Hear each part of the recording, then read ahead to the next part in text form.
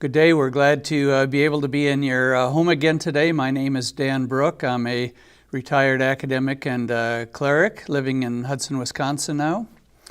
I'm always excited to be able to be a part of another in our series on Conversations with Clergy, as we have tried to remind people as often as we can that there's a lot of important things that go on this small planet, apart from politics and economics and things of that sort. And one of the things that is uniform to all the cultures of the world is a belief in a higher power, a supreme being, a God, whatever you want to call it. And the influence of an outgrowth of that, which is namely religion, is very instrumental in many, many things that go on in the world. Hopefully mostly good, occasionally something not so good. But this is a program that just acknowledges how important a faith life, a religious life, a belief in a God is important in our culture. And so today we are, again, extremely happy to have somebody who has committed and dedicated a life to sharing one aspect of our relationship with a God. Something a little bit different from what we normally have in this part of western Wisconsin. Excuse me. We're talking about a fairly new congregation here in Hudson, although it's got much older roots in the Twin Cities. They are identified or call themselves Beth Emanuel Sabbath Fellowship. They have purchased a church here in Hudson and have been here, well, we'll find out for how long. And it's a congregation for people like most of us who are not familiar with it. That is a Christian congregation, but tries to exemplify and live a lifestyle according to the time when Christ walked the earth and the kind of religion practice that Lord Jesus had at the time he was on this small planet. So with that short introduction, let me introduce to you Mr. Daniel Lancaster, who is one of the leaders of the local congregation. And we'll start it by first saying, hey, thanks for being here. Well, thanks for the privilege of being here. This is great, and it's wonderful. The studio here is right next door to us, so right next door to our location in the old First Presbyterian in Hudson, the old Hudson neighborhood. It's a beautiful neighborhood, beautiful day. Great to be here. Thanks for the privilege. Well, thank you. Now, I would guess that the people who are watching are interested in a number of details that may be significant or less than significant, but let's just start with the first and ask you how you got this position, how people who share the same style of worship, faith style as you do, how they choose their leaders, somebody like you. How did you get to be what you are in this congregation? Well, I don't know that there's one conventional route. Because in Messianic Judaism, which is what we are, we're a Messianic Jewish congregation, and we don't have established hierarchy as of yet anyway. There's not an established hierarchy within Messianic Judaism. It's more of a ground-up type of movement. It's a Protestant type of congregational movement in the sense of these are people who have come to conclusions based on their reading of the biblical text. And so I came to my position as a teacher in Messianic Judaism. I began to teach just, amateur type of offering, teaching here and a teaching there at local Messianic Jewish congregations. Began to do some Bible studies, soon developed a following. Soon I was working at a Messianic Jewish congregation in St. Paul full-time, and then sent out from that congregation to plant a new congregation in the northern suburbs of the Twin Cities, and from there we moved to Hudson. So that's the short story version of it.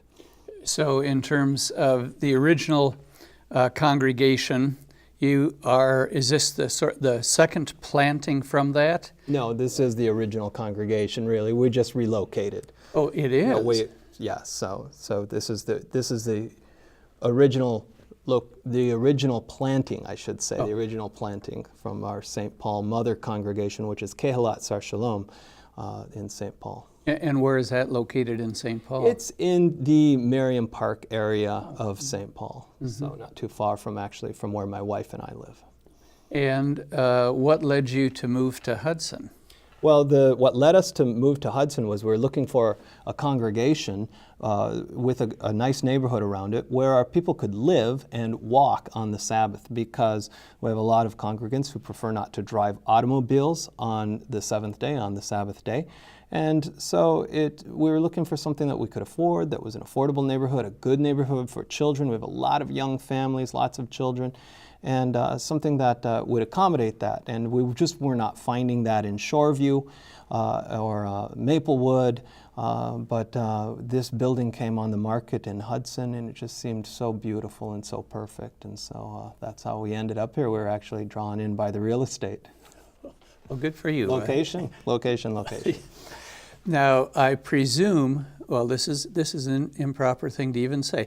Were you born into this? No, I wasn't born into this. I was born into what you would call evangelical, fundamentalist evangelicalism, that sort of thing. My father was a preacher, a fundamentalist evangelical preacher all of his life, and I grew up in that environment.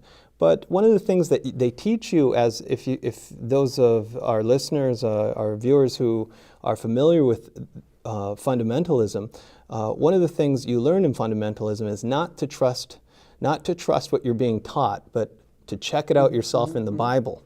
So that drives you to check it out in the Bible. I suppose people with a certain sort of critical faculty, if you check it out too far in the Bible, you'll actually end up back at Judaism.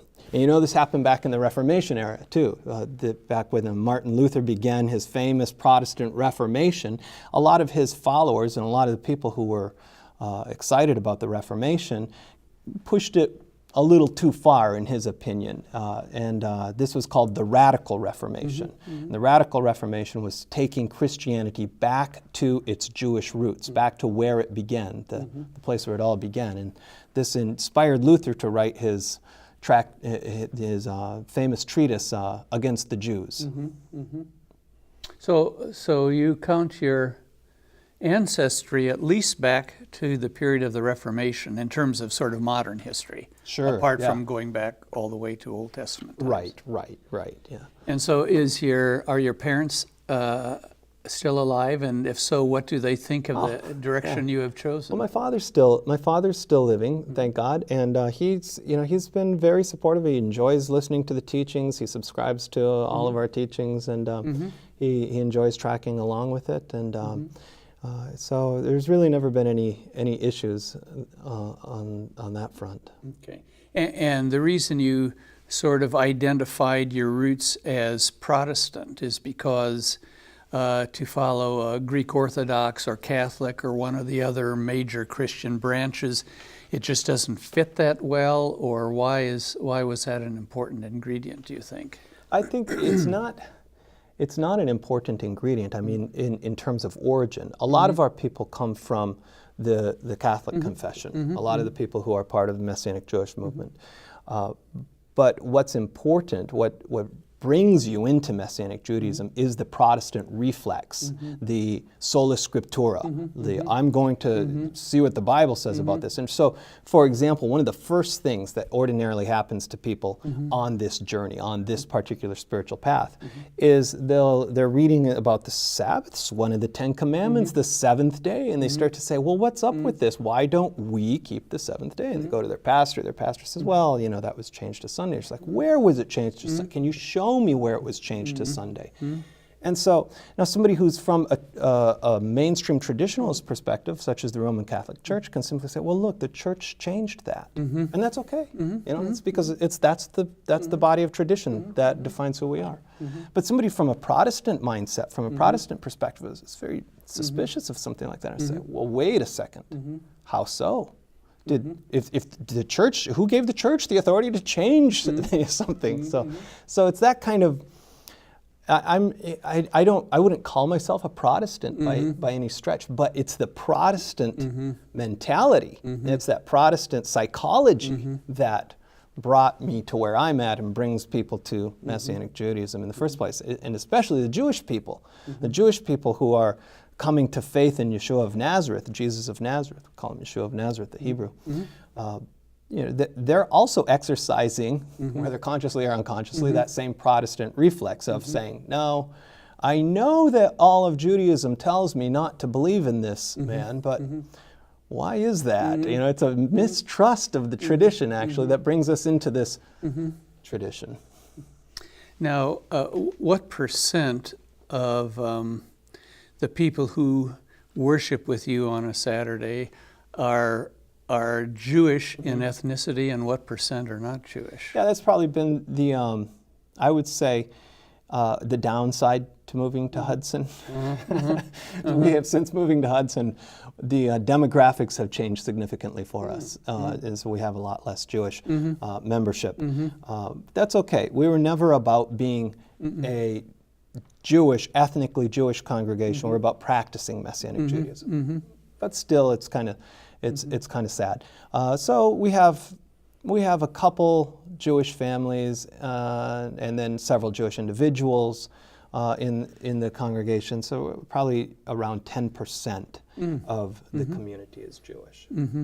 Now, if a person looked up your website, decided to come and share worship with you on a Saturday, what would they expect in terms of ritual or liturgical ritual or whatever you want to call it? Well, so like a Christian person just says, I'm a Lutheran. I'm a happy Lutheran, but I'm kind of curious about what's going on over here. I'd like to see what that's like and try that out.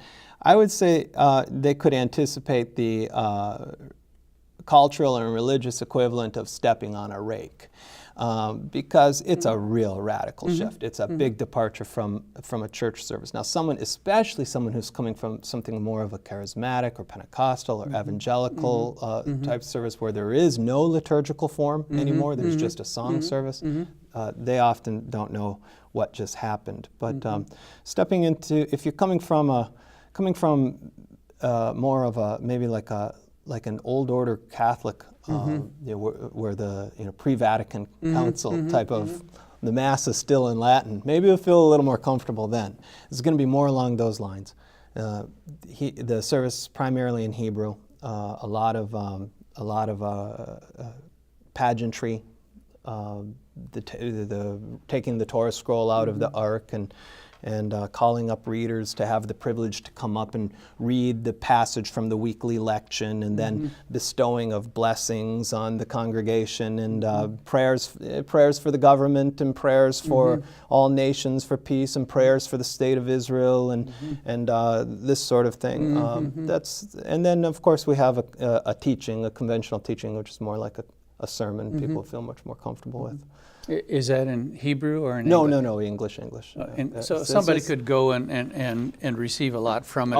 It's mostly just the liturgical elements of it that are in. And even the liturgical elements, we try to balance it with English, Hebrew, so that it's kind of bouncing back and forth, and you can track along in the prayer book and not be lost, and understand what's being said and what's going on. Do you, when kids attain a certain age, do you do bar mitzvahs and bar mitzvahs for? We do. At the age of 12, a girl goes up to have her reading, to have the privilege of going up to the podium to read the scriptures publicly in the congregation, and a boy achieves that at the age of 13. And so that's something that we do both for Jewish and Gentile children, which is a little controversial, because there are some people who feel that that's a specifically Jewish institution that should remain, in the sole purview of somebody who's Jewish. But the way that we look at it is maybe a little bit more liberal. We're looking at it more like, it's not a question of bar mitzvah and bat mitzvah is not a question of ethnicity or nationality. It's a question of maturity. And it happens that both Jewish and Gentile children hit puberty. So it's really doesn't seem appropriate to say one and not the other.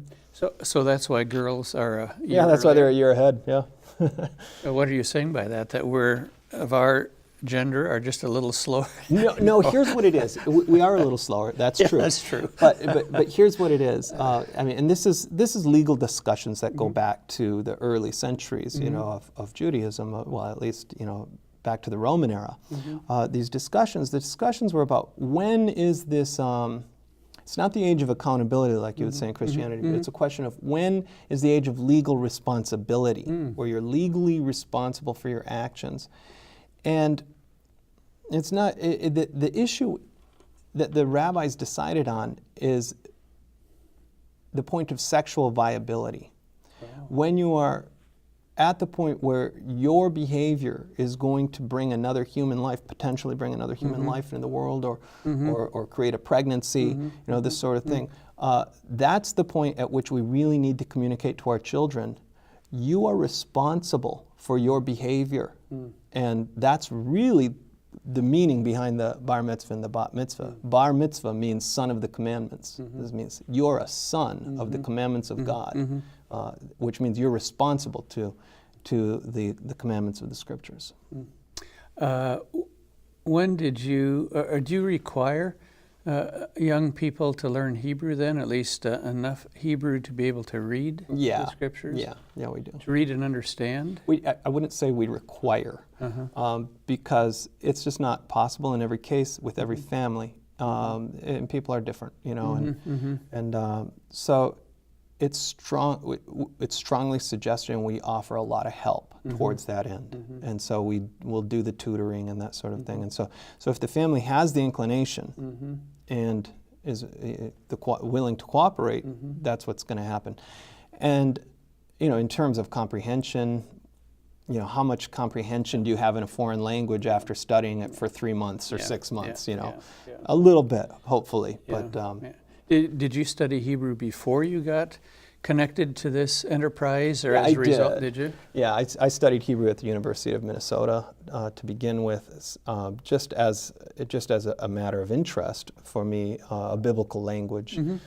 My brother taught Hebrew at Jerusalem University College in Jerusalem, so I was kind of walking in his footsteps. Now, you talked before about rabbis. Do you have rabbis? Are you a rabbi? No. Yes, we do have rabbis. We have to be a rabbi, at least in the Union of Messianic Jewish Congregation model, and which we're associated with, and the Messianic Jewish Rabbinical Council, which we're also associated with, although distantly. To be a rabbi, you do have to be Jewish. And you do have to be Jewish, and you do have to have actual rabbinical training, which makes complete sense. You don't just hang a shingle out and say, today I'm a rabbi. So I take the title pastor because I'm neither Jewish nor have I had official rabbinical training, although I have done the equivalent in a lot of the fields of study, but certainly not a real rabbinical education. Would you like to do that, or not? Well, yeah, I don't know. At my age, I don't really feel like I want to invest in going to yeshiva or something like that. How long would the program be? How long does it take to become a It depends rabbi? It depends on which program you're in. But I suppose that you could go to some place like Yeshiva University, and with if you already have a 4-year degree, you could move through that material, in 3 or 4 years, as if you were working on an MDiv. But if we were part of a more traditional Orthodox Judaism, you would come up, you would start your work earlier, like as a young man, around the age of 15 or something like that, and then you would come out with your credentials around the age of 22 or something. Now, I read on your website that in terms of sort of the structure of your parish, the leadership, sort of the business leadership has one group of leaders, and sort of the theological part of it has 4 elders. Is that right? Are you one? Are you one of the? I'm one of the elders. I'm the teaching elder. And what are the other?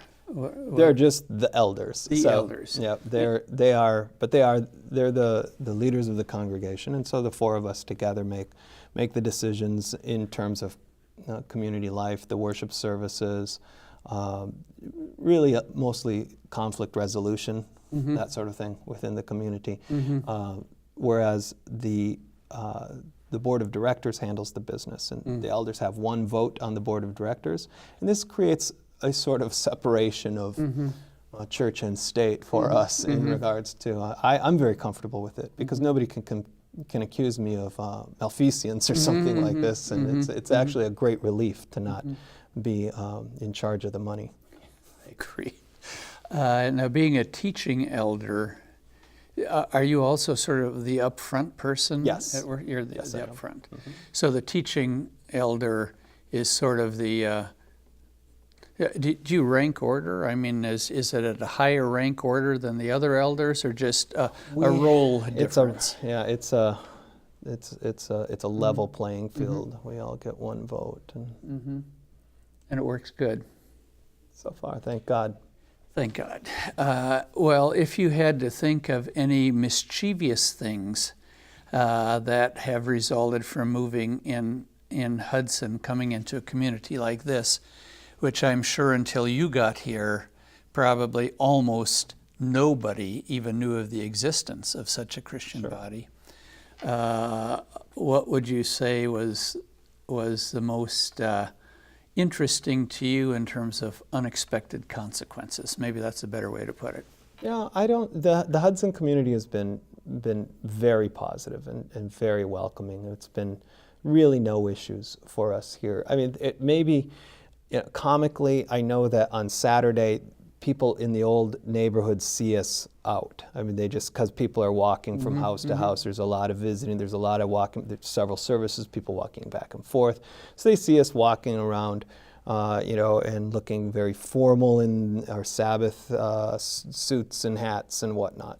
So I know that's, for a long time, people thought that the Amish had moved into town. It's like, well, the Amish wear black suits and hats, but that's where the relationship ends.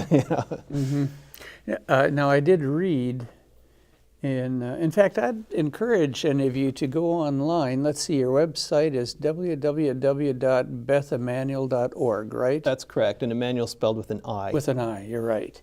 And it's interesting. It really is a good compendium of what this great little congregation is all about. But one of the things I read there is that you do have kind of a dress code, not legalistic, right. Sort of highly suggested. So if somebody violates it, what do you do? Oh, nothing. But yeah, it's a suggested dress code. We do ask people, to dress in an appropriate manner to honor the Sabbath, which is really, it's not an unreasonable thing. Sabbath keepers in every culture have always, Sabbatarians have been around forever, and Sabbatarians have always dressed their very best on the Sabbath. And until recent years, the same was true of all Christians on Sunday. You had the expression, your Sunday best. It's just, it's really recently in our culture that's slipped from view. Yeah.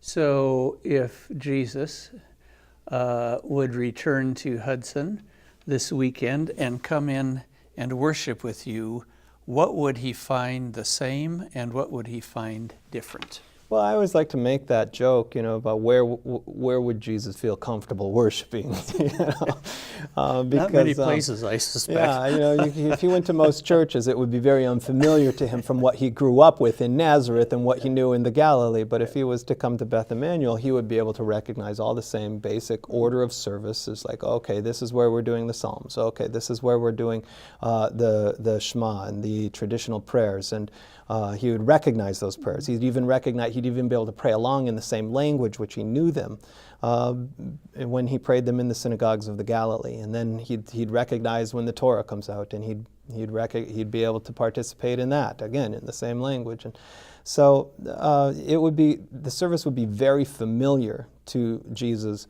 and to the apostles, and that's really the idea. I guess it's sort of, I'd hate to think of us as like the Society for Creative Anachronism or something like that, but we are sort of a religious anachronism. Yeah. That's our objective, is to be a throwback. How do you differ from a synagogue? In a lot of ways. Yeah. Primarily, we differ from the mainstream synagogue in the demographic. You don't go to a mainstream synagogue and expect to find 90% non-Jewish people there. You know? So that's a huge difference. That's a big difference. But then, you know, we have a lot more English. We use a lot more English than most synagogues. That's not true of, you know, Reformed congregations probably use about the same amount. But that's necessary for us because of the demographic we're serving. And yeah, I guess those would be the main things. So if I were a rabbi in St. Paul, what would I think of you? If you're a rabbi in St. Paul, you'd be grateful that we have moved to Hudson.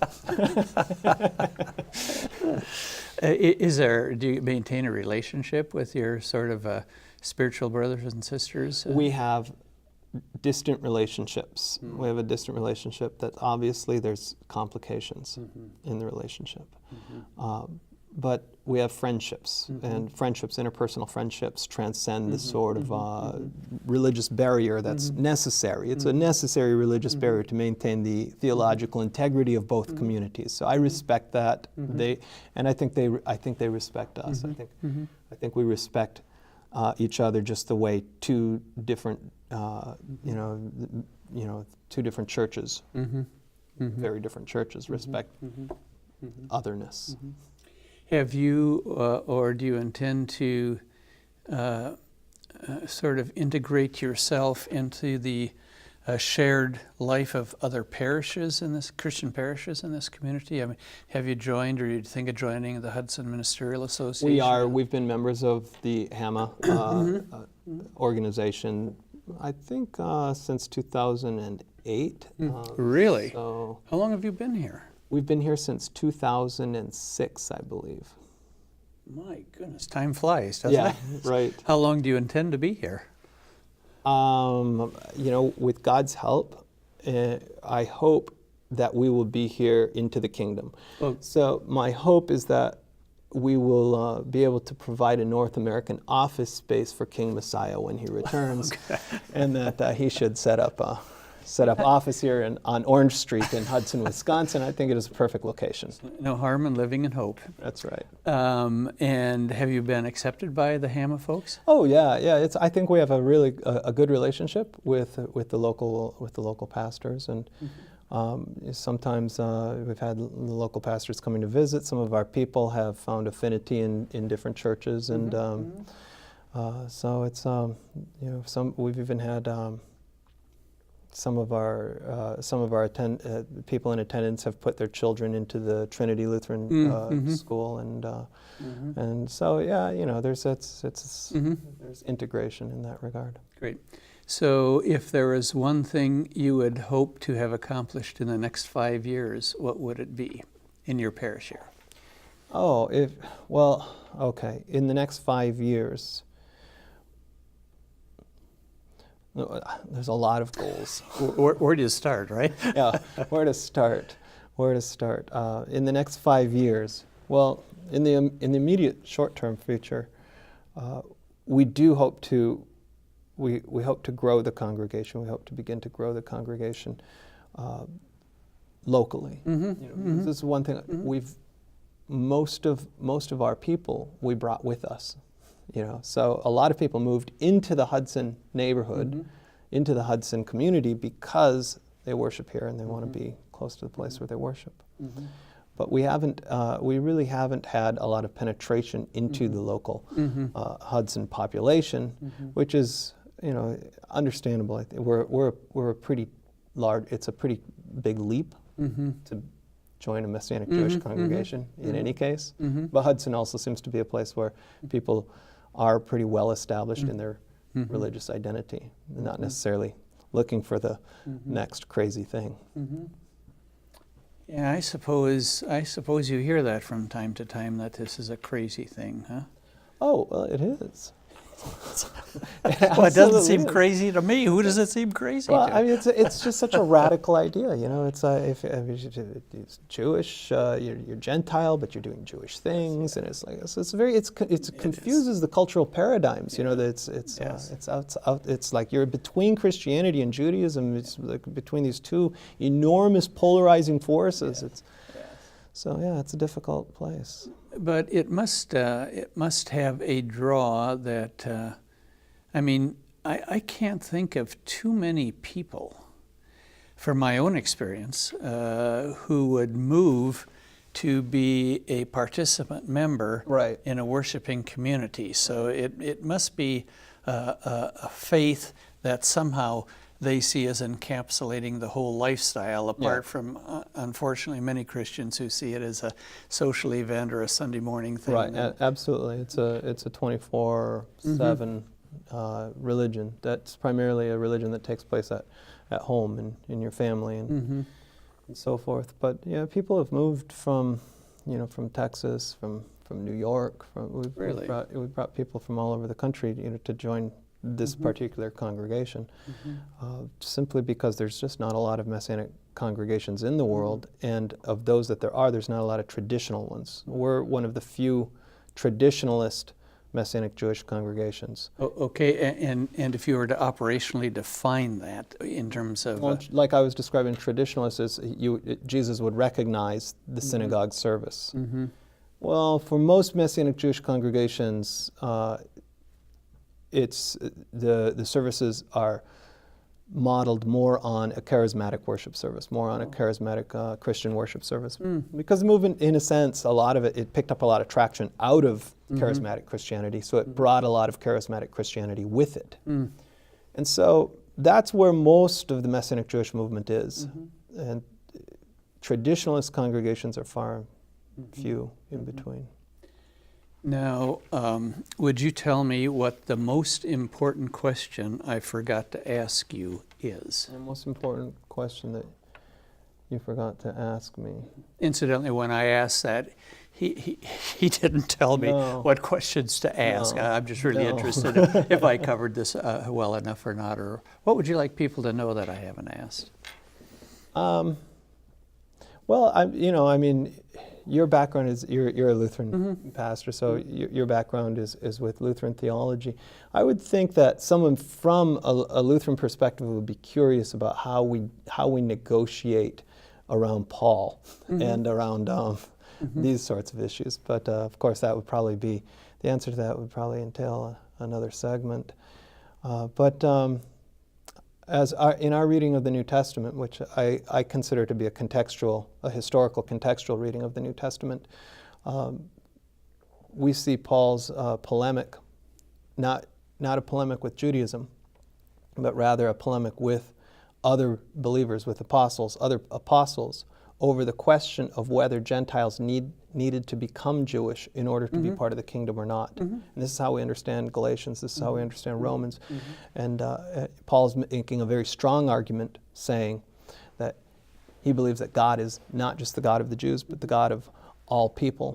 And therefore, non-Jewish people, Gentile people, do not need to undergo a legal conversion in order to become Jewish, which is the term he uses, is under the law.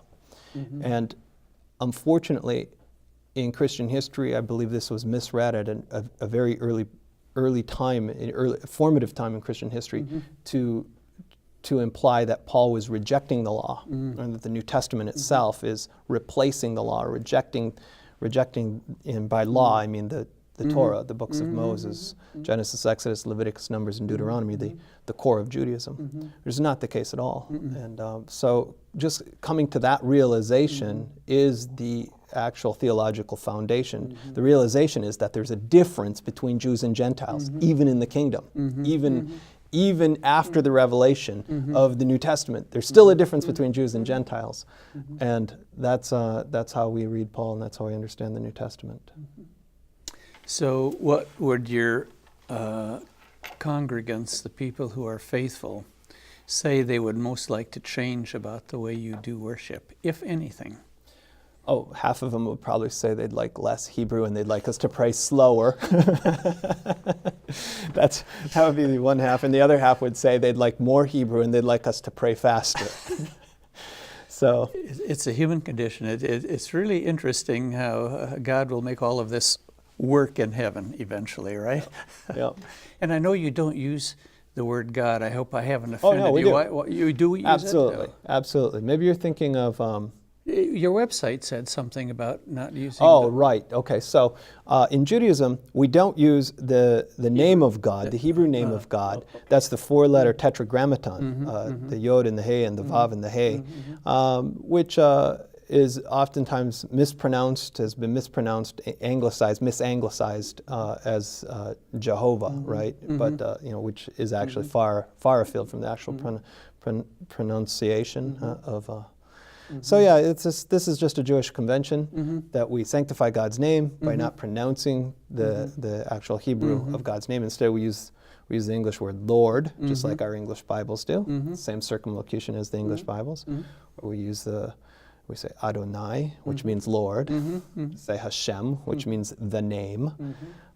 So it's really not that different from what happens in the rest of the English-speaking Christian church. Well, as I look at my watch, we have probably exceeded our allotted time. Please offer my apologies to your spouse. I understand it's her birthday today, and if she's watching this, we wish you a happy birthday, and we're grateful for good spouses, as you have confessed to me before we even started. That's right. So happy birthday to your wife. Thank you. Thank you very much for coming, and to those of you who have interest, again, look up their website or stop by on a Saturday worship time, and we're grateful for your presence in the community and for the time you spent with us today. All right. Thanks a lot. And thanks to you also, and we'll see you again in the future. Thanks for being with us today. Thank you. Peace.